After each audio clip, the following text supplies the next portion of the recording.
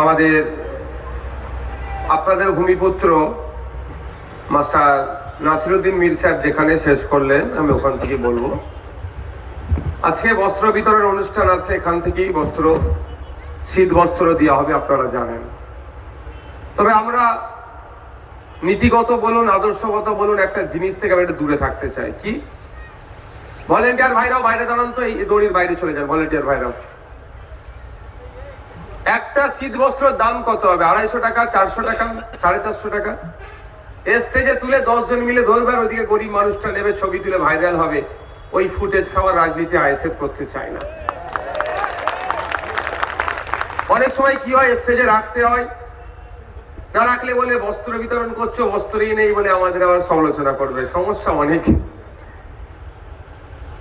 দেখুন, আমরা একটু মূল্যবোধের রাজনীতি করতে চাইছি।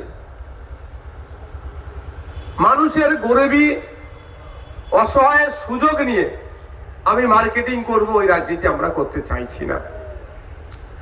যার দরকার যদি স্টেজ থেকেও দেওয়া হয়, ক্যামেরা বন্ধ করে আমরা সেখানে গিফটগুলো দিই।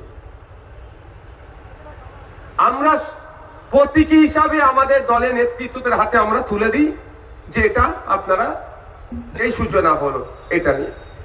সকাল থেকে এখানে প্রোগ্রাম চলছে, রক্তদান শিবিরের প্রোগ্রাম হয়েছে আনিস খানের স্মরণে।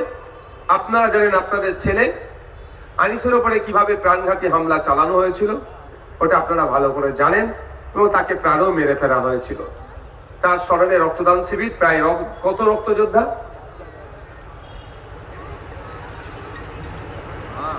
170-এর অধিক রক্তযোদ্ধা রক্ত দিয়ে আনিসকে স্মরণ করেছে।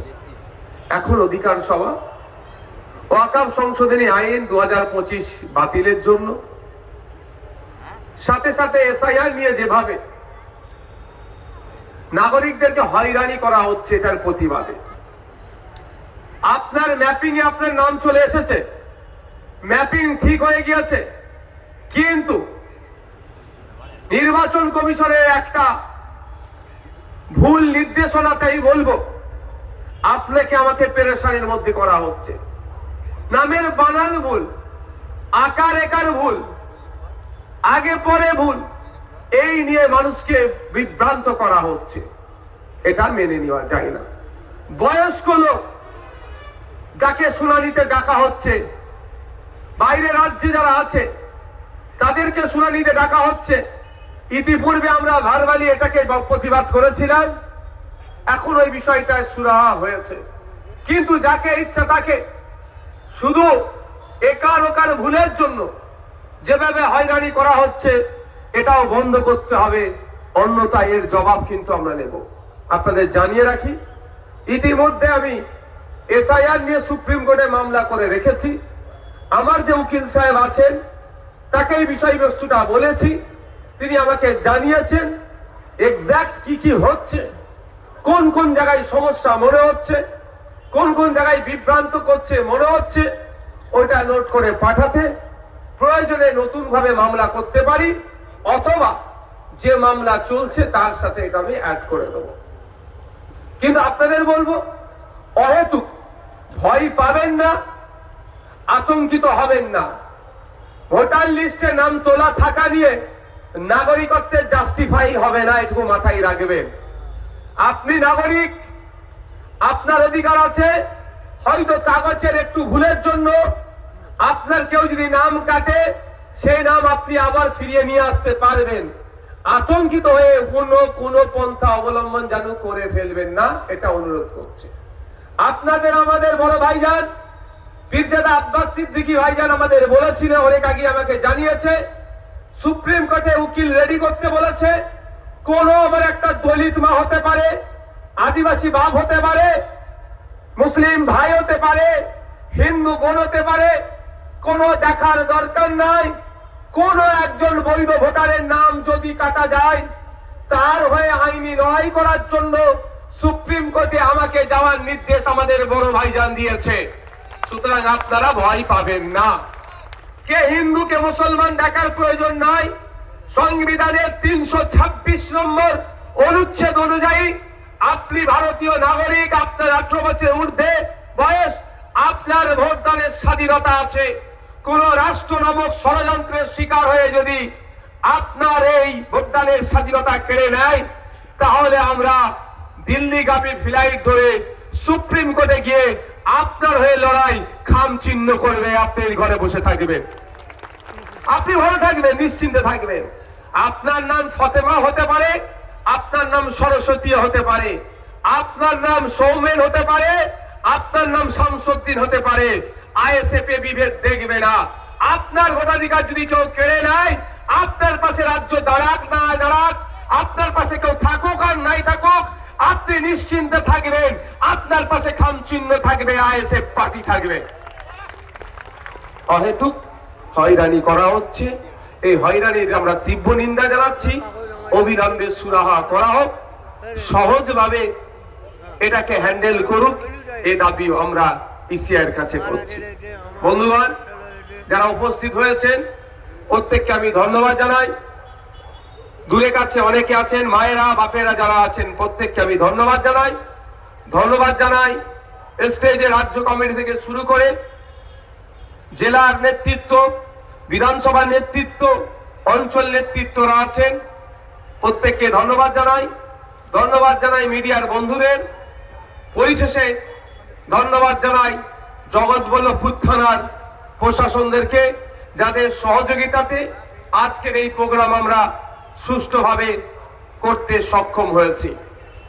আজকের অধিকার সভাতে আপনারা দেখতে পাচ্ছেন একাধিক বিষয় নিয়ে চর্চা লেখা আছে। ওবিসি সংরক্ষণ পুনর্বহাল এবং ফেক এসটি/এসসি সার্টিফিকেট বাতিলের দাবি। আপনারা জানেন এখানে আমার অনেক দলিত মায়েরা থাকেন, দলিত বাপেরা থাকেন, দলিত ভাইয়েরা থাকেন, মাইনরিটি সমাজের মানুষ থাকেন, আদিবাসী সমাজের মানুষ থাকেন। আপনাদেরকে একটু জানতে হবে পশ্চিম বাংলায় যে সরকারটা চলছে এর নোংরামিটা একটু জানতে হবে। কিভাবে দলিত, আদিবাসী, মুসলমান সহ পিছড়ে বর্গের মানুষের অধিকারকে কেড়ে নিচ্ছে, আপনাদেরকে একটু জানতে হবে। একটু গুগল করলেই দেখতে পাবেন যে 100 জন সরকারি কর্মচারী যদি চাকরি পায়, 100% রোস্টার অনুযায়ী, সংরক্ষণ অনুযায়ী 22 জন আমার দলিত হিন্দু ভাই চাকরি পাবে। আমরা কি দেখছি, খাতাই কলমে 100 জন সরকারি চাকরি করলে 22 জন পিছড়ে বর্গের আমার হিন্দু ভাই চাকরি দলিত পেলেও প্রকৃত দলিত ভাই চাকরি পাচ্ছে না, প্রকৃত এসসি ভাই 22টা পাচ্ছে না। অর্থাৎ আসল দলিত ভাইরা চাকরি পাচ্ছে না, নকল মানুষ দলিত সেজে, এসসি সেজে দলিত ভাইদের কোটাতে তারা লাভ মেরে প্রকৃত দলিত ভাইকে বৈষম্যের শিকার হতে হচ্ছে। 100 জন সরকারি কর্মচারীর 22 জন যে দলিত হওয়ার কথা, সেটা রাজ্য সরকার খাতাই কলমে অফিসিয়ালি করলেও প্রকৃত দলিতদেরকে চাকরি দিচ্ছে না, নন দলিতরা চাকরি পেয়ে যাচ্ছে। তাই আজকে আমাদের এই মঞ্চ রাজ্য সরকারের কাছে বার্তা দিতে চাই, সত্যিকারের অর্থে যদি আপনি পিছিয়ে বর্গের হিন্দু সমাজের মানুষকে আপলিফমেন্ট করতে চান, এগিয়ে নিয়ে যেতে চান, তাহলে যত ফেক এসসি সার্টিফিকেট আছে ওইগুলোকে বাতিল করতে হবে। প্রকৃত দলিত ভাইদেরকে তাদের হাতে সার্টিফিকেট তুলে দিতে হবে, এবং যারা ফেক সার্টিফিকেট দিয়ে দলিত ভাইদের কোটায় চাকরি করছে সেইগুলোকে বাতিল করে প্রকৃত গরিব হিন্দু দলিত ভাই যারা আছে তাদেরকে চাকরিতে নিয়ে আসতে হবে। তাহলেই জানবো মমতা ব্যানার্জির দলিতদের ভালোবাসা। আজকে আমাদের এই আজকে অধিকার সভা, দলিতদের অধিকার হনন হচ্ছে, তাই ইন্ডিয়ান সেকুলার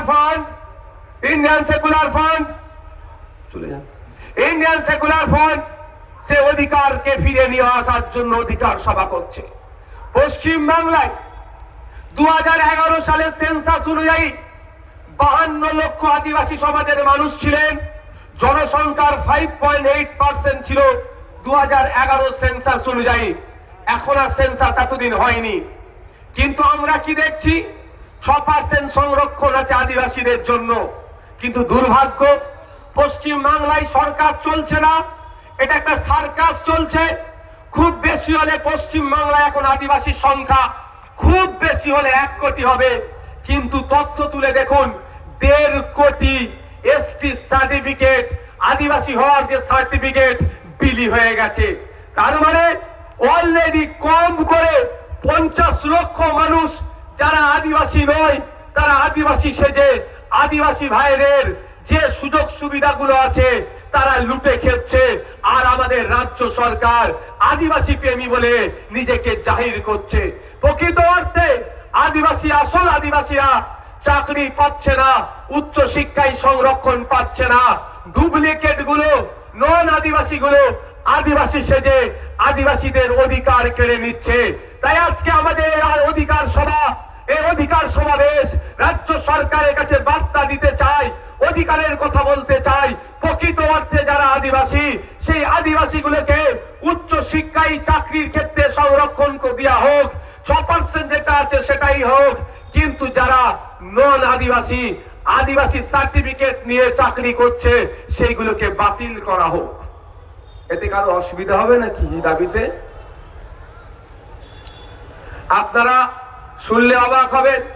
কলকাতার কথা বলছি, নিটে এক্সাম পাস করেছে, নিট এক্সাম পাস করার পরে এমবিবিএস এর চান্স পায়। এমবিবিএস চান্স পায়, একটা কোর্স পাস করলে তাকে ডক্টর বলা হয়। সেই ডক্টরি চান্স পরীক্ষায় পাস করে কলকাতাতে এই ধরনের 41 জন মানুষকে খুঁজে পাওয়া গেছে, ছাত্রছাত্রীকে, হবু ডক্টরকে খুঁজে পাওয়া গিয়েছে যারা আদিবাসী নয়, আদিবাসী সেজে আদিবাসী কোটাকে তারা লুট করছে, এই অভিযোগ আছে। এতে কি হবে? আদিবাসী সমাজের থেকে, প্রকৃত আদিবাসী সমাজ থেকে 41টা ডক্টর কিন্তু তারা মিস করলো। এই 41টা ডক্টর যদি আদিবাসী সমাজে থাকতো, আদিবাসী সমাজ কিন্তু আস্তে আস্তে এগিয়ে যেত, মূল স্রোতে আসতো, মেইন স্ট্রিমে আসতো, আপলিফটেড হতো। কিন্তু আমরা কি দেখছি? এই সরকার আদিবাসীদেরকে ভালোবাসি বললেও আদিবাসী সমাজ থেকে ডক্টর হোক, আদিবাসী সমাজ থেকে প্রফেসর হোক, আদিবাসী সমাজ থেকে ইঞ্জিনিয়ার হোক, আদিবাসী সমাজ প্রতিষ্ঠিত হোক, আদিবাসী সমাজ এগিয়ে আসুক, এটা একবারের জন্য চাইছে না। তাই ইন্ডিয়ান সেকুলার ফ্রন্ট আদিবাসীদের জন্য আওয়াজ তুলে, দলিতদের জন্য আওয়াজ তুলে, মতুয়াদের জন্য আওয়াজ তুলে, মুসলমানদের জন্য আওয়াজ তুলে, পিছড়ে বর্গের হিন্দুদের জন্য আওয়াজ তুলে। যার উপরে অত্যাচার হচ্ছে, অত্যাচারীর পাশে থেকে, যার উপরে অন্যায় হচ্ছে, অন্যায়ের বিরুদ্ধে আওয়াজ তুলে। সেই জন্যই দেখবেন দিকে দিকে আইএসএফ এর উপরে, ইন্ডিয়ান সেকুলার ফ্রন্টের উপরে আক্রমণ নেমে আসছে। এত রাজনৈতিক দল আছে, তাদের বিরুদ্ধে কোন সরকার প্রশাসন সেই ধরনের পদক্ষেপ না নিলেও তৃণমূল কংগ্রেস প্রশাসনকে কাজে লাগিয়ে যতটা দমানো যায় আইএসএফ কে দমাতে চাইছে। কারণ এটাই যে আইএসএফ মূল্যবোধের রাজনীতি করে, আইএসএফ মানুষের জন্য রাজনীতি করে। কে কোন ধর্মের মানুষ, কে হিন্দু, কে মুসলমান, কে দলিত, কে আদিবাসী, কে খ্রিস্টান, কে নবশূদ্র, কার মতুয়া বাড়িতে জন্ম, কার ফুলপুরা শরীফে জন্ম, ওই দেখে রাজনীতি করে না। যার সাথে অন্যায় হচ্ছে, যে অন্যায়ের শিকার হচ্ছে, তার পাশে থাকে, যে অন্যায় করছে তার বিরুদ্ধে কথা বলে। এই যখন দিকে দিকে ছড়িয়ে যাচ্ছে, চারিদিক থেকে রাজ্যের বিভিন্ন প্রান্ত থেকে, যার ধর্ম বর্ণ নির্বিশেষে আইএসএফ এর ছায়া তলে যখন আসছে, শাসক ভয় পাচ্ছে, সেই জন্য আমাদের উপরে আক্রমণ নামিয়ে আসছে। গতকালকে আপনারা খবরে দেখেছেন, আমাদের হারুয়া বিধানসভার অবজারভার অ্যাডভোকেট পিয়ারুল ইসলামকে প্রাণে মারার জন্য সর্বোচ্চ চেষ্টা করেছে। আপনারা লক্ষ্য করুন, এত রাজনৈতিক দল আছে, অত্যাচার কারো উপরে হচ্ছে না, আইএসএফ এর উপরে হচ্ছে কেন? আইএসএফই শাসক দলের মূল যে ভণ্ডামি গুলো, মূল যে নোংরামি গুলো, মূল যে অপশাসন গুলো তুলে তুলে চুলচেরা বিশ্লেষণ করছে বলেই শাসকের রাগ হচ্ছে, আমাদের উপরে আক্রমণ নামিয়ে আনার চেষ্টা করছে। তবে আমরা এই শাসকের আক্রমণে ভয় পেয়ে যাই না, কারণ আমরা মনে করি, আমরা বিশ্বাস করি, গণতন্ত্রের শেষ কথা জনগণ বলে। যতই শাসক তার গুন্ডামস্তানকে দিয়ে আমাদের উপরে আক্রমণ নামাক না কেন, দিনের শেষে গণতন্ত্রের জয় হয়, মানুষের ভোট দেই, সেই মানুষ আমাদের পাশে আছে। আমরা ওই জন্য ভয় পাচ্ছি না। অনেক অত্যাচার হচ্ছে, অনেক অনাচার হচ্ছে, আমরা মাথা তুলে ভাই আপনাদের কি বসতে অসুবিধা হচ্ছে নাকি বলুন তো? পিছনে লোকের তো অসুবিধা হচ্ছে ভাই, আপনি পিছিয়ে বসুন, ওখানে অনেক জায়গা দেওয়া হচ্ছে, বসুন না। পেছনে লোকের তো অসুবিধা হচ্ছে, আপনারা দাঁড়িয়ে পড়ছেন, নাহলে একটু সাইড। আপনারা অবাক হবেন তৃণমূল কংগ্রেসের দ্বিচারিতা। আজকে তৃণমূল কংগ্রেসের ওবিসি কোটাতে যারা মেম্বার হয়েছেন তৃণমূলের, তাদেরও বলছেন, কান খাড়া করে শুনে রাখুন, আগামী পঞ্চায়েত নির্বাচনে আপনার সার্টিফিকেটের ভ্যালিড থাকবে না। কারণ আপনি নাম কষ্টে সার্টিফিকেট পাবেন, ওই কার্ড সার্টিফিকেটের কোনো দাম থাকবে না। মমতা ব্যানার্জি নতুন ওবিসি যে সার্টিফিকেটটা বানিয়েছে, কদিন আগে দেখেছিলেন যুব ভারতী স্টেডিয়ামে মেসিকে দেখাকে কেন্দ্র করে একটা গোলযোগ তৈরি হয়েছিল। কেন গোলযোগ তৈরি হয়েছিল?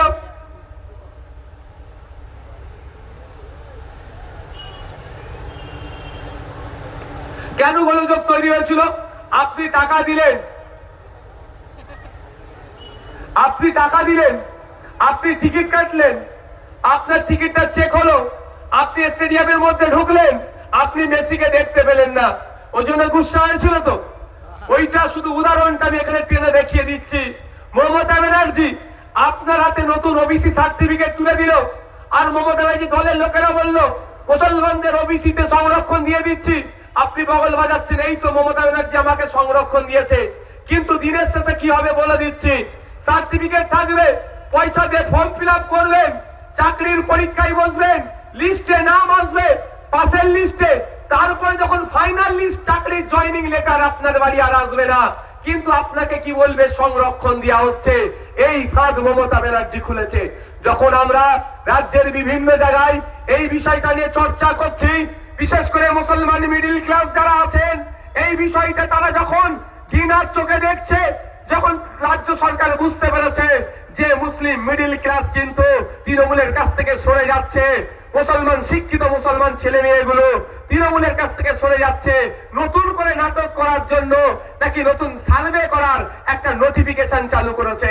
আমি আপনাদের বলি, তখনই আপনারা প্রকৃত সংরক্ষণ পাবেন যখন ওই ওবিসিতে ভেজাল না আসবে, তখনই আদিবাসীরা প্রকৃত সংরক্ষণ পাবে। আদিবাসী সার্টিফিকেটে যখন ভেজাল না ঢুকবে, তখনই দলিত ভাইয়েরা প্রকৃত 22% সংরক্ষণ পাবে, যখন দলিত ভাইদের সার্টিফিকেটে ভেজাল না ঢুকবে।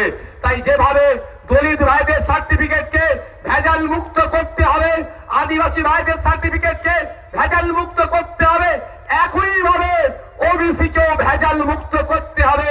ওবিসি কে ভেজাল মুক্ত করার পদ্ধতি একটাই হচ্ছে, আপনাদের আওয়াজ তুলতে হবে।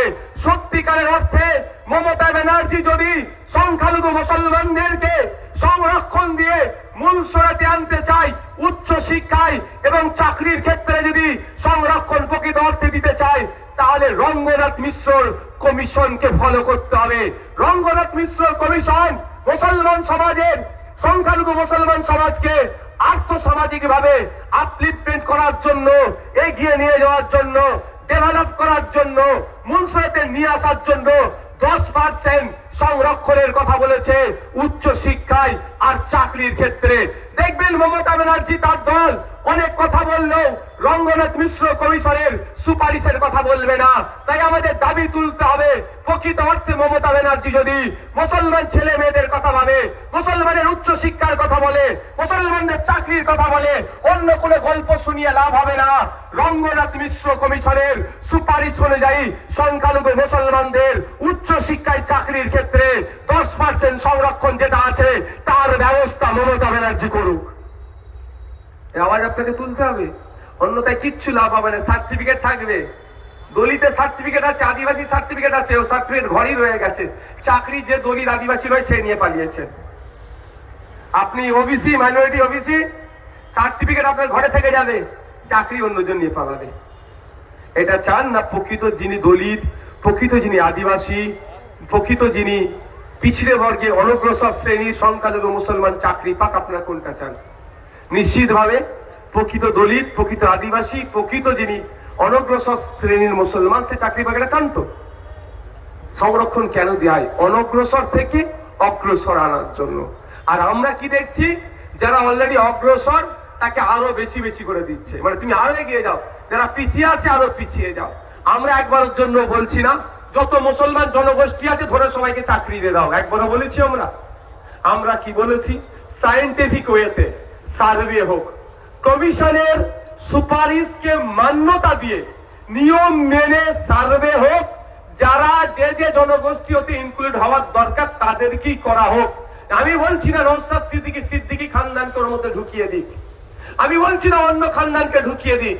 আমাদের বক্তব্য হচ্ছে বিজ্ঞানসম্মত ভাবে সার্ভে করা হোক, সার্ভে রেজাল্ট আছে, রেজাল্টের ভিত্তিতে 10% সংরক্ষণ দেওয়া হোক।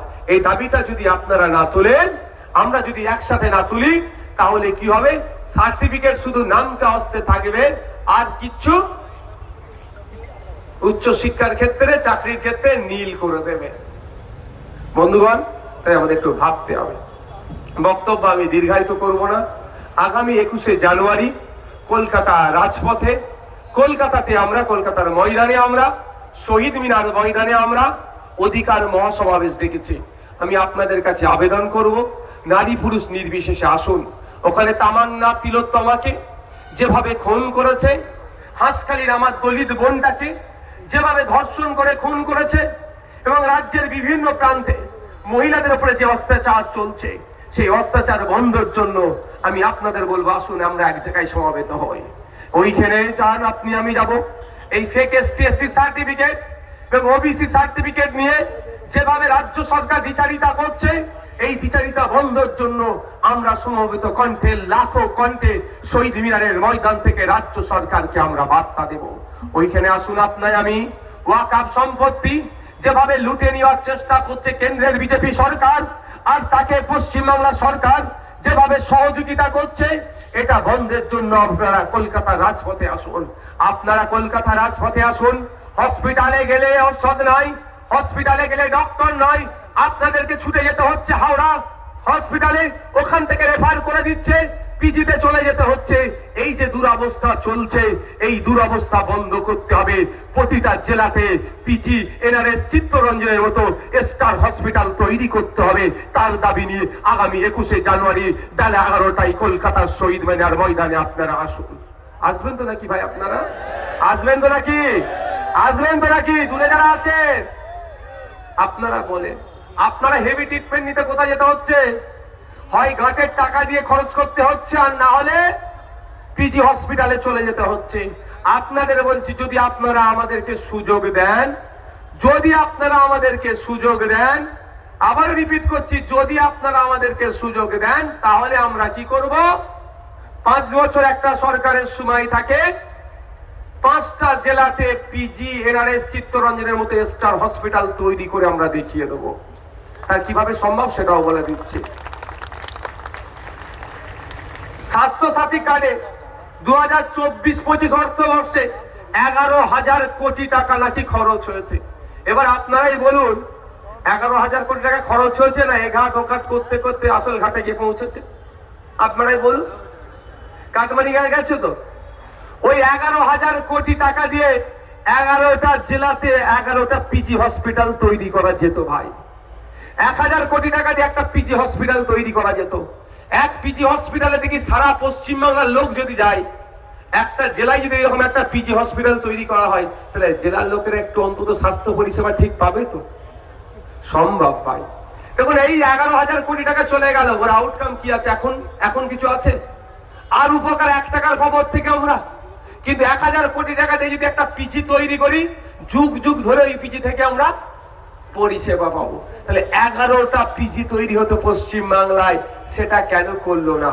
ওই 11টা পিজি থেকে বেশি ওরা তুলতে পারবে না, খুব বেশি হলে বেড ভাড়া দিয়ে, মানে 30,000 20,000 বেড কিনতে হয় না, ওই টাকাটা পাবে। কিন্তু এই 11,000 কোটি টাকার 75%, 25% যদি ঠিকঠাক হয়ে যায়, কত হবে ঘরে বুঝতে পারছেন? এই জন্য আপনাদের সাথে এই দ্বিচারিতা করছে। তাই আপনাদের বলবো, আপনারা ছাড়া কারো ক্ষমতা নেই স্বাস্থ্যমন্ত্রী তৈরি করা, আপনারা ছাড়া কারো ক্ষমতা নেই মুখ্যমন্ত্রী তৈরি করা। আপনাদের সর্বোচ্চ পাওয়ার, আপনি স্বাস্থ্যমন্ত্রী তৈরি করতে পারেন, আপনি মুখ্যমন্ত্রী তৈরি করতে পারেন, আপনি লেবার মিনিস্টার তৈরি করতে পারেন, সবটাই আপনি তৈরি করবেন। আপনার এত পাওয়ার, তাহলে আপনি ভোটের আগের রাতে সারা 4.5 বছর, 4.5 বছর সব সরকারের ভুলটা ধরলেন। ভোটের আগের রাতে কি হয় কি জানি, কাউকে বিরিয়ানির প্যাকেট, কাউকে 500 টাকা, কাউকে অমুক চলে আসবে, কাউকে তমুক চলে আসবে, এই গল্প শুনিয়ে সব ভুলিয়ে দেন। আর 4.5 বছর ধরে আপনাদের এই দুরবস্থা চলে। তাই আপনাদের বলবো, এই দুরবস্থা যদি ঘুচাতে চান, আসুন আইএসএফ এর ছায়াতলে। আইএসএফ কে সুযোগ দেন, খামচিহ্নকে সুযোগ দেন। 5 বছরের জন্য, না পারলে আবার চেঞ্জ করে দেবেন। আপনারা না পারলে চেঞ্জ করে দেবেন, কিন্তু একবার সুযোগ দিয়ে দেখুন আমরা কি করতে চাইছি। আমরা তো বলছি না চাঁদকে পেড়ে নিয়ে এসে আপনার হাতে ধরিয়ে দেবো, ও ক্ষমতা আমার নাই, কিন্তু যতটুকু আমরা করতে পারবো সেটা বলছি। এখানে প্রাইমারি স্কুল কোথায় আছে? ধর্মতলায়। ওটা মানে হাই স্কুল তো না নাকি? আচ্ছা, মায়ের আপনারা বলছি, কোনো মায়ের হাতে 1200 টাকা পান, কোনো মা 1000 টাকা মাসে পান। ঠিক আছে, আমি এর বিরুদ্ধে নয়। আমি চাই মায়েরা মাস গেলে 5000 টাকা পাক। 1000-1200 টাকা আমি না। তো ঝিমিয়ে আছেন কেন বলুন তো আপনারা? ঠান্ডা লাগছে, ঠান্ডা লাগছে। আমি চাই মায়েরা মাস গেলে 5000 দিক পাক, তার পরিবর্তে একটু রাজ্য কাজ বুঝে নিক। 1000-1200 টাকায় কি হবে বলেন তো? কিচ্ছু হবে না আজকের দিনে। কিন্তু মায়েদেরকে বলবো, 1000-1200 যে হাতে তৃণমূল সরকার, যে হাতে আপনাকে 1000-1200 টাকা দিচ্ছে, ওই হাতেই আপনার ছেলের ভবিষ্যৎটা ধ্বংস করছে। মিলিয়ে নেবেন আজকে বাড়ি গিয়ে, আপনারা মিলিয়ে নেবেন, বাড়ি গিয়ে মিলিয়ে নেবেন। 3-4 বাচ্চা আছে, অঙ্কের বইটা দেবেন, খাতাটা দেবেন, পেনটা দেবেন, অনুশীলন 1-এর অঙ্কটা করতে বলবেন। 3-4 বাচ্চা আছে তো, যে 3 থেকে 4-এ উঠেছে ওকে 3-এর বইটা দিয়ে করান। তো অলরেডি 4-এ চলে গিয়েছে, যে 4 থেকে 5-এ গিয়েছে ওকে 4-এর বইটা দেন। সে তো অলরেডি পাস আউট, তো তাকে দেন। 100টা বাচ্চাকে ট্রাই করেন, 90টা বাচ্চা ফেল করবে। কাদের বাড়ি? যার মা 1000 টাকা 1200 টাকা লক্ষ্মীর ভান্ডার নিচ্ছে, তাদের বাড়ির ছেলেগুলো ধ্বংস করছে এই সরকার এইভাবে। কি করে? স্কুলে শিক্ষক নাই, শিক্ষার পরিকাঠামো নাই, চক নাই, ডাস্টার নাই, টেবিল নাই, চেয়ার নাই। আপনি ইভেন আপনার বাচ্চারা যে স্কুলে যে টয়লেটে যায় সেটাও দুর্গন্ধযুক্ত, বরঞ্চ বাড়িতে আসছে রোগ নিয়ে আসছে। বিশ্বাস হচ্ছে না? 5-6 এর বাচ্চাকে ডাকুন, বাড়িতে যাবেন, পেনটা খাতাটা তুলে দেবেন, তোমার নাম, তোমার বাপের নাম, তোমার মায়ের নাম, কোন ক্লাসে পড়ো, কোন স্কুলে পড়ো, আর তোমার ঠিকানা। এটা কি কোনো রকেট সায়েন্স লাগবে বুঝতে? সিম্পল ব্যাপার তো, ইংলিশে লিখে দিতে বলেন। 100 টাকা ট্রাই করবেন, 90টা ফেল করবে। কিন্তু কে ফেল করাচ্ছে? রাজ্য সরকার। যে রাজ্য সরকার আমার মায়ের হাতে 1200-1000 টাকা দিচ্ছে, ওই রাজ্য সরকারই আপনাদের ভবিষ্যৎটা ধ্বংস করছে। কারণ যদি আপনার আমার বাড়ি শিক্ষিত হয়ে যায় ছেলে, দলিতের ছেলে, আদিবাসীর ছেলে, গরিব হিন্দুর ছেলে, মুসলমানের ছেলে শিক্ষিত হয়ে গেলে বুথটা দখল করবে কে? মারামারিটা করবে কে? বোমবারটা বাঁধবে কে? মাথাটা ফাটাবে কে? সেই জন্য ইচ্ছা করে আপনার আমার বাড়ির ছেলে মেয়েগুলোকে অশিক্ষিত করে রাখছে রাজ্য সরকার, আর আপনাকে আমাকে 1000-1200 টাকা দিয়ে ভুলিয়ে রাখছে। তাই মায়েদের বলবো, আওয়াজ তুলুন। 1000-1200 পরে হবে। স্কুলে শিক্ষক কবে দেবে কথা বলো? 1000-1200 পরে হবে। হসপিটালে গেলে ডাক্তার কবে পাবো? নার্স কোথায় নাই? ঔষধ কিভাবে হবে? ফ্রিতে ট্রিটমেন্ট কিভাবে পাবো? এই আওয়াজ তুলুন। মায়েদের বাপেদের বলবো, আওয়াজ 1000-1200 পরে হবে। আওয়াজ তুলুন। সকাল থেকে সন্ধ্যা পর্যন্ত দর্জি সেলাই করে যাচ্ছি, দিনের ইনকামটা ঠিক করে আসছে না, ইনকাম কিভাবে বাড়বে তার ব্যবস্থা করো। এই আওয়াজটা তুলতে হবে আপনাদের। আর না হলে 1000-1200 লাগা হাতে দিচ্ছে, আর আপনাদের ছেলেদের ভবিষ্যতে পুরো চুনা লাগিয়ে দিচ্ছে। বুঝতে পারছেন কি বলছি? আমার কথাই আপনারা রাগ হিসাবে নেবেন না। ঘরে গিয়ে ট্রাই করে দেখে নেবেন যে নওশাদ ভাই যেটা বলছে ভুল বলছে কি ঠিক বলছে, চেক করে দেখে নেবেন। আমি যদি ভুল বলি আমাকে বলবেন, ভাইজান আপনি মিথ্যে কথা বললেন, আমি শুধরে নেবো। তারপরও আবার যদি বলি তাহলে বলেন ভাইজান মিথ্যে কথা বলছে, আমার পাশে আপনাদের থাকতে হবে না। আমি মিথ্যার আশ্রয় নিয়ে রাজনীতি করার পক্ষে নয়। সুযোগ দিলে কাজ করবো বেশি করে, না সুযোগ দিলে বলে যাব, কিন্তু মিথ্যা আমি বলবো না। মিথ্যা বলে কি হবে? অযথা মিথ্যা বলে। তাই বন্ধুগণ, আপনাকে আমাকে একটু ভাবতে হবে, কার হাতে সরকার চালানোর দায়িত্ব দিয়েছেন। যার হাতে দিয়েছেন সে কি আপনার পাশে আছে? আপনারা হাওড়া জেলার এই এলাকার মানুষ বেশি কাপড় গার্মেন্ট শিল্পের সাথে যুক্ত, আপনারা বলুন, আর কৃষি কাজের সাথে যুক্ত, তাই তো? কৃষি কাজটা এখানে আছে। গার্মেন্ট শিল্পের কথাই বলি, আপনারা আজ থেকে 10 বছর আগে যদি ফিরে যান, যতটা মেহনত করতেন, যে টাকা ইনকাম করতেন, এখন কি ওই মেহনতে ওই সমপরিমাণ টাকা ইনকাম বেড়েছে না কমেছে বলেন? জোরে বলেন। কমে গেছে। তাহলে আপনি এগিয়ে যাচ্ছেন না পিছিয়ে যাচ্ছেন? পিছিয়ে যাচ্ছেন। আপনাকে এগিয়ে নিয়ে যাওয়ার জন্য একটা সিস্টেম আছে, সিস্টেমটার নাম হচ্ছে সরকার। সেই সরকারের একটা ডিপার্টমেন্ট আলাদা করে দিয়েছে, নাম হচ্ছে লেবার ডিপার্টমেন্ট। তার কাজ হচ্ছে পশ্চিম বাংলার যত লেবার আছে, যত শ্রমিক আছে, তাদের কাজের মূল্যায়ন ঠিক করা, মূল্যায়ন করা, মজুরি ঠিক করা। আপনারা সারাদিন মেহনত করছেন, কিন্তু আপনাদের কাজের মূল্যায়ন ঠিক হয়নি, মজুরিও যেন ঠিক পাচ্ছেন না, ওই জন্য বেশি কাজ করতে হচ্ছে, ইনকাম কমে যাচ্ছে। এইটাই ঠিক যাতে হয়, আমি আমার যতটা কাজ করেছি অতটাই যাতে সলিড ইনকাম হয়, তার জন্যই আপনারা ভোট প্রতি বছরে দেন, ভোট দিয়ে একটা সরকার তৈরি করেন। ওই সরকারের একটা মন্ত্রী আছে যার নাম লেবার মিনিস্টার, শ্রমমন্ত্রী। ওই শ্রমমন্ত্রীকেও আপনারা মাস গেলে 1.5 লক্ষ টাকা করে মাইনে দেন। একটা গাড়ি দিয়েছেন, তার গাড়ি পেট্রোল ডিজেল নেন, তাকে সিকিউরিটি আপনারাই সব দিয়েছেন। কিন্তু দেখুন সে এসি ঘোড়ার গাড়িতে আর লাল লাইট লাগিয়ে কুই কুই মানে সাইরেন বাজিয়ে বাজিয়ে সে ঘুরে বেড়াচ্ছে।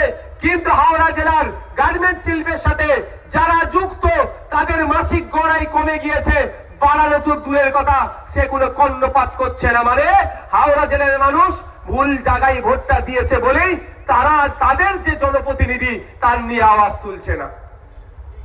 দোষ তো আপনাদের, আপনাদের দোষ নয়। আপনি ভোট দিয়ে পাঠিয়েছেন সীতানাথ বাবুকে, তাই তো?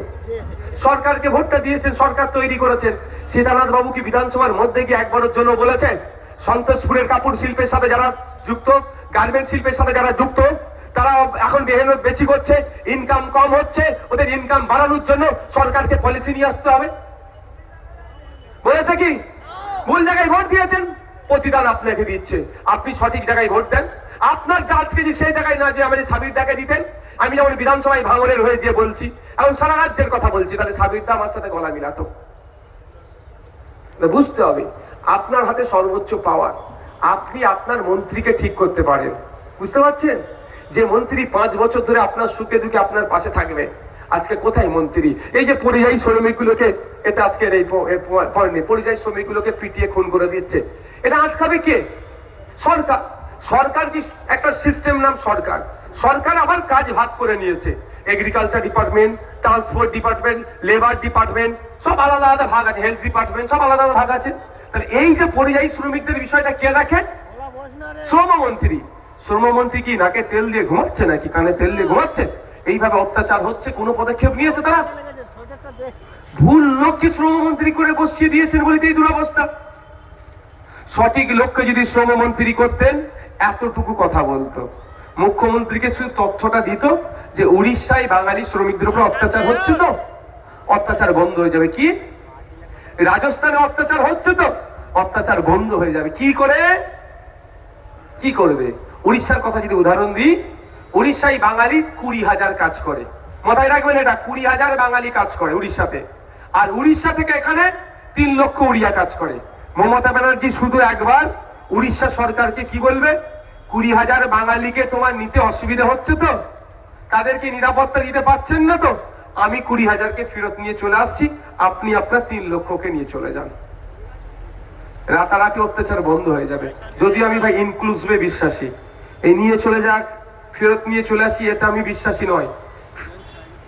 রাইট টু ফ্রিডম, এই right two freedom of movement, right two movement, right two movement, আমার চলাচলের স্বাধীনতা। ভারতবর্ষের যে কোনো প্রান্তে ভারতীয় নাগরিক ব্যবসা করতে পারে, শুধু সংরক্ষিত এলাকা ছাড়া। তাহলে বলুন আপনি, তো অন্যায় হচ্ছে, সংবিধান বিরোধী কাজ করছে। তো শুধু আমার রাজ্যের মুখ্যমন্ত্রী জোর গলায় যদি একবার বলে যে রাজস্থানে বাঙালিদের উপর অত্যাচার হচ্ছে, কলকাতা বড় বাজারেও অনেক রাজস্থানের ব্যবসায়ীরা থাকে। আমি কিন্তু আবারও বলছি, আমি ইনক্লুসিভে বিশ্বাসী। ওই রাজস্থান থেকে নিয়ে চলে আসো, এখান থেকে ওদের পাঠিয়ে দাও, এটা আমি বিশ্বাসী নয়। কিন্তু সুজা আগুলে ঘি না উঠলে আগুল একটু দেখাতে হয় যে আমার অত্যাচার কমছে না। অত্যাচার কমার জন্য শুধু একবার বলা, মুখ থেকে বার করো। কিন্তু বলছে না কেন? মার খাচ্ছে কে? রবি দাস। মার খাচ্ছে জুয়েল রানা, মার খাচ্ছে অমুক মুর্মু, অর্থাৎ দলিত, আদিবাসী, গরিব, হিন্দু মার খাচ্ছে, ও মার খাক, ওই জন্য কর্ণপাত করেনি। আর আপনারা ভোট দিয়ে ওনাদেরকে মুখ্যমন্ত্রীর চেয়ারে বসিয়ে রেখেছেন। আপনাদেরকে একটু ভাবতে হবে যে আপনারা দায়িত্ব কার হাতে তুলে দিয়েছে। তাই বন্ধুগণ, সামনে 26 ইলেকশন আসছে, আপনাদেরকে একটু মাথা ঠান্ডা করে ভোটটা দিতে হবে। এই ভোট কেটে নাকি গল্প শোনাই বিজেপি চলে আসবে। আমি আপনাদেরকে একটা চ্যালেঞ্জ দিয়ে যাচ্ছি, আমি যাবার পরে এখানকার সীতানাথ বাবু যদি প্রেস করে মিডিয়াকে বলে তারও উত্তর আমি দিয়ে যাচ্ছি।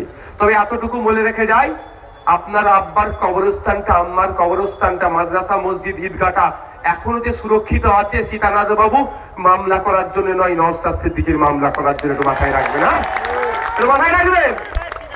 মমতা ব্যানার্জির দলের এমএলএর মামলা করার জন্য নয়, আব্বাস সিদ্দিকীর ছোট ভাইয়ের মামলা করার জন্য। একটু মাথায় রাখবেন আপনারা। আমি চলে যাওয়ার পরে কি বলতে পারে, আমার তো কোনো কথা আমাদের যুক্তি দিয়ে কাটতে পারবে না। আমি চ্যালেঞ্জ করছি, একবার মমতা ব্যানার্জি নওশাদ সিদ্দিকীকে বসিয়ে দেওয়া হোক। আমি প্রমাণ করে দেবো 14 বছর রাজ্য পিছিয়ে গেছে, আর উনি যদি আমাকে এই কথাটাকে ভুল প্রমাণ করতে পারে, আমি তৃণমূলের ঝান্ডা তুলে নেবো। কি বলছে বুঝতে পারছেন না? আর আমি যদি ওনাকে প্রমাণ করে দিই আপনি ভুল বলছেন, যদি না ওনাকে ভুল প্রমাণ করবো, তাহলে কি হবে বলেন? হ্যাঁ, না আইএসএফ টেনে নেবো না, আইএসএফ নেবো না ভাই। 14 বছর রাজ্যকে শেষ করেছে, এবার আমাকে তো শেষ করবে তো। তাহলে আমি বলবো, দিদি আমার অনেক হয়েছে, বাংলার মানুষকে একটু পরিত্রাণ নিন, আপনি অবসর গ্রহণ করুন। এই আজকে আমাদের যে পুলিশরা পাহারা দিচ্ছে, আচ্ছা তো প্রচুর পুলিশ এখানে, কম বেশি খোঁজ নিয়ে দেখুন তো কত ঘন্টা ডিউটি করছে। 8 ঘন্টার বেশি কেন ডিউটি করবে একজন? হ্যাঁ, 1 নম্বর কথা, মমতা ব্যানার্জি শুধু থানা উদ্বোধন করছে। আমি বলছি তো ভাঙড়ে পাড়াতে পাড়াতে থানা করে দেয়, আমার কোনো যায় আসে না। আমি সমাজ বিরোধী নাকি? আমার থানা থাকলে অসুবিধা কোথায়? কিন্তু থানা করছে, অফিসার দিতে হবে তো। একটা অফিসারকে 2টো থানা চালাতে দিচ্ছে, কিভাবে চলবে? অফিসার তো মানুষ, তারাও তো আমাদের পরিবারের গুরুত্বপূর্ণ সদস্য। খোঁজ নিয়ে দেখুন, 8 ঘন্টা 10 বেশি, 8 ঘন্টা ডিউটি ছেড়ে 10 ঘন্টা 12 ঘন্টা 16 ঘন্টা ডিউটি করছে, আর কেন্দ্রীয় সম্মানে দিয়ে পাচ্ছে না। সরকার চলছে না, টোটাল সার্কাস চলছে। তাই ওই জন্য চাইছে একবার বসুক। দলিতদের সাথে কি হয়েছে, আদিবাসীর সাথে কি হয়েছে, মুসলমানদের সাথে কি হচ্ছে, বাংলার মানুষের সাথে কি হচ্ছে, আমি প্রমাণ করে দেবো। দলিত আদিবাসীদের খুব ভালোবাসে মমতা ব্যানার্জি, কিন্তু দলিত আদিবাসী ছেলে মেয়েরা যেই হোস্টেলে থেকে পড়বে, গত 3 বছরে নতুন একটা হোস্টেল তৈরি করেনি মমতা ব্যানার্জি দলিত আদিবাসী ছেলে মেয়েদের জন্য। জানেন আপনারা? এরা কি উচ্চ শিক্ষায় শিক্ষিত হবে না বাড়ির ছেলেগুলো? আমার আপনার বাড়ির ছেলে তো নাকি এরা? আপনি যেমন মুসলমানের ছেলেটার হোস্টেলের জন্য দাবি করছেন, আপনি দলিত আদিবাসী ছেলেটার জন্য হোস্টেলের জন্য দাবি করেন তো নাকি? এই ভাই আওয়াজ দেন না, আমরা আলাদা নাকি? ধর্মীয় ধর্মের, কে হিন্দু, কে মুসলমান, খ্রিস্টান, কে আদিবাসী, আলাদা আলাদা ব্যাপার। অনেকে ধর্ম মানে না, নিজেকে নাস্তিক বলেছে। ভারতবর্ষ সেই রাইট দিয়েছে, আর্টিকেল 25। কে কোন ধর্ম পালন করবে, কি ধর্ম প্র্যাকটিস করবে, মন্দিরে যাবে কি মসজিদে যাবে, গুরুদ্বারে যাবে, গির্জায় যাবে, আপনি আমি কেউ ডিসাইড করতে পারি না, তার চয়েসের মধ্যে পড়ে। কিন্তু আপনার আমার বাড়ির ছেলে দলিত আদিবাসী, তাদের উচ্চ শিক্ষায় শিক্ষিত হওয়ার রাস্তাটাই বন্ধ করে দিচ্ছে মমতা ব্যানার্জি আস্তে আস্তে। অনেক হোস্টেল আছে মাইনরিটি ছেলে মেয়েদের জন্য তৈরি হচ্ছে, এখন হোস্টেল চালু করেনি, তৈরি করে ফেলে রেখে দিয়েছে। ছেলে মেয়েরা স্কুলে গেলে পড়াশোনা করবে, প্রতিষ্ঠিত হবে, মারামারি হানাহানিতে জড়াবে না। আদিবাসী ছেলে মেয়েরা, দলিত ছেলে মেয়েরা স্কুলে যাবে, পড়াশোনা করবে, মারামারি হানাহানিতে জড়াবে না। তাহলে কাকে দিয়ে ভোটটা লুট করবে? নেতার ছেলে বাইরে পড়িয়ে নিয়ে আসছে, নেতার ছেলেকে বাইরে থেকে পড়িয়ে নিয়ে আসছে, নিয়ে এসে নেতা তৈরি করছে। আর আপনার আমার ঘরের ছেলেগুলোকে অশিক্ষিত করে রেখে ওর লাঠিয়াল বাহিনী বানানোর চেষ্টা করছে। তাই আমাদের আওয়াজ তুলতে হবে একসাথে। কে হিন্দু, কে দলিত, কে আদিবাসী, কে মুসলমান দেখার প্রয়োজন নাই। আমরা মানুষ, সামাজিক পরিচয় আমাদের মানুষ। আমাদের এলাকায় শিক্ষা প্রতিষ্ঠান তৈরি করতে হবে, হসপিটালে ডক্টর দিতে হবে, আমাদের এখানকার দর্জি শ্রমিক, জরি শ্রমিকদের মাইনে তাদের ইনকাম বাড়াতে হবে, কৃষকদের মাসিক গড় বাড়াতে হবে। এই আওয়াজ আমাদের একসাথে তুলতে হবে। একসাথে না তুলতে পারলে ওই রাজনৈতিক কারবারিদের লাভ হবে। এবার আপনারা ডিসাইড করুন কি করবেন। শেষ একটা কথা বলে আমি শেষ করে দেবো। আমি এই যে এত কথা বললাম, আমার একটা শব্দ নিয়ে ওরা বিরোধিতা করার ক্ষমতা নেই ওদের। একটা শব্দ, সিঙ্গেল ওয়ার্ড বিরোধিতা করার ক্ষমতা ওদের নাই। আমি তো যুক্তি দিয়ে কথা বলবো ভাই, আর যুক্তি দিয়ে কথা বলি আর পয়েন্টে পয়েন্টে কথা বলি, ওদের জয়েন্টে ওই জন্য ব্যথা করে। কি বলবে ওরা? যে আইএসএফ ভোট কেটে বিজেপির সুবিধা করে। এরও ওষুধ আজকে আমি একটু দিয়ে যেতে চাই। আপনারা শুনতে চান? হাত তুলুন তো, কারা শুনতে চান? দূরে যা, হাতটা তুলে রাখুন, হাতটা তুলে রাখুন। দূরে যারা আছেন শুনতে চান তো নাকি? এই যে বলে না ওরা যে কি ভোট কেটে বিজেপি আসবে, আইএসএফ ভোট কেটে ওষুধটা আজকে আমি দিয়ে যেতে চাই। একটা এগ্রিমেন্ট হোক, আইএসএফ এর প্রতিষ্ঠাতা পীরজাদা আব্বাস সিদ্দিকী ভাইজান লিখবে, সই করবে। তৃণমূলের প্রতিষ্ঠাতা মমতা ব্যানার্জি লিখে সই করবে। কি লেখা থাকবে ওখানে? লেখা থাকবে, কি লেখা থাকবে? আব্বাস ভাইজান লিখবে আইএসএফ 2026 নির্বাচনে যেখানে যেখানে প্রার্থী দেবে, ভোট কেটে যদি বিজেপি আসে সমস্ত দায়ভার আইএসএফ নেবে। তৃণমূল যা শাস্তি দেবে আইএসএফ মাথা পেতে মেনে নেবে। আরো লিখে নিচে আব্বাস ভাইজান সই করে দেবে। আর ওই চুক্তিতে, ওই এগ্রিমেন্টে মমতা ব্যানার্জিকে লিখতে হবে তৃণমূল যেখানে যেখানে প্রার্থী দেবে, ভোট কেটে যদি বিজেপি আসে তৃণমূলকে তার সমস্ত দায়ভার নিতে হবে এবং আইএসএফ যা শাস্তি দেবে তৃণমূলকে মাথা পেতে মেনে নিতে হবে। কাজ শেষ? কি গো, কাজ শেষ? আমি যদি ভোট কেটে বিজেপিকে আনতে চাই তাহলে আমি কি সই করবো? আমি কি সই করবো? বড় ভাইজানকে সই করতে দেবো? করবো না। আর মমতা ব্যানার্জি সত্যিকার অর্থে যদি তৃণমূলের বিরুদ্ধে লড়াই করতে চাই তিনি সই করবে? মনে হয় মমতা ব্যানার্জি সই করবে? আমি চ্যালেঞ্জ করে যাচ্ছি, মমতা ব্যানার্জি সই করবে না। মমতা ব্যানার্জি বিজেপিকে নিয়ে এসে এখানে বিরোধী করে রেখেছে যাতে ওইটা ওরা অন্য কাউকে না ঢুকতে পারে, অন্যায়ের বিরুদ্ধে কথা না বলতে পারে, সেই জন্য করে রেখে দিয়েছে। এবার আপনি আমি আওয়াজ তুলা যদি তুলি, বাই চান্স হয়তো মমতা ব্যানার্জি সই করে দিয়েছে, আজকে আমাদের বড় ভাইজান সই করেছে, দেখবেন সকালে সই হয়েছে এগ্রিমেন্ট, সন্ধ্যাবেলায় তৃণমূলের দলের অনেক নেতারা তিহার জেলের লাল চা খাচ্ছে। বুঝতে পারছেন না? লাল চা কেন বললাম? জেলে দুধ চা হয় না, আমি জেল খেটে এসেছি তো সেই জন্য বলছি আপনাদের। এই দেখেন এখানে এটা আছে, দুবার জেল খেটেছে। আমাদের বিশ্ববিদ্যালয় চলে গেলেন, যেখানে অনেকদিন আমরা জেল খেটেছি। জেলে লাল চা দেয়, দুধ চা দেয় না। এখানে যদি সকালবেলা মমতা ব্যানার্জি সই করে এগ্রিমেন্টে যে বিজেপিকে আটকানো সই হচ্ছে, একদিকে আব্বাস ভাইজান বিজেপিকে আটকানো সই করছে, অপরদিকে মমতা ব্যানার্জি বিজেপিকে আটকানো সই করছে। যেই সই করবে তাহলে কি করবে? সেন্ট্রাল দিল্লি রেগে যাবে। দিল্লি যদি আমাকে এত এত দিয়ে রাখে তাহলে আমার উপর রেগে যাবে। ইডি সিবিআই পার্টি আমার সব তুলে নিয়ে চলে যাবে, আমাকে সমেত তুলে নিয়ে চলে যাবে। আর দিল্লি যদি আমাকে এত এত দিয়ে রাখে তাহলে আমি সই করবো না, ঠিক ঘুরিয়ে ফিরিয়ে কেটে পালাবো। আমার তো ভাই ভয় নেই, আমি তো রাজি আছি, আমি আমার বড় ভাইজান রেডি আছে সই করার জন্য। কিন্তু চাকরি চোর, কয়লা চোর, বালি চোর, শিক্ষা চোর, আপনার অধিকার চোর, বাচ্চাদের যে হোস্টেলে থাকবে তার টাকা চোর, ফাইল চোর, সাথে সাথে ওই ফাইল মানে ওই দিকের ফাইল নয়, হাজারো হাজারো ফাইল চুরি হয়ে গেছে। এই শুধু ওই ফাইলটা নয়, কত নাটক চলেছে বিজেপি আর তৃণমূল, ওটা ফাইল চোর বলা যাবে না, নাটক চলেছে, বোকা বানানো হচ্ছে। আমি আপনাদের বলি, এই চুরি করতে করতে কি করেছে, মৃত মানুষের চোখ এটা চুরি করে দিয়েছে। বারাসাতে দেখলেন না? এই যে অন্যায় করে এত অব্দি হয়ে গেছে ওদের, এরা শুধু বিজেপি এদেরকে এখনো বাইরে রেখেছে, এটাই ওদের সৌভাগ্য। আমি একদম রেকর্ড হচ্ছে তো, এই যে রেকর্ড হচ্ছে তো, এই কোন একটা রেকর্ড দেবে তৃণমূলের নেত্রীর কাছে যাবে, কোন একটা রেকর্ড বিজেপি নেতার কাছে যাবে, দূরে বসে হয়তো রেকর্ড করছে। আমি চ্যালেঞ্জ করে বলছি, তৃণমূল এতদিন অর্ধেক মিনিস্ট্রি জেলের মধ্যে থাকতো, তৃণমূলের অর্ধেক নেতা তখন জেলে থাকতো যদি সঠিক বিচার করতো বিজেপি, কিন্তু বিজেপি তো ছেড়ে রেখেছে। এইবার বিজেপি ছেড়ে রেখেছে কেন? বিজেপিকে বাংলায় আস্তে আস্তে জায়গা করে দেওয়া হচ্ছে। আর এগ্রিমেন্ট করা মানে বিজেপিকে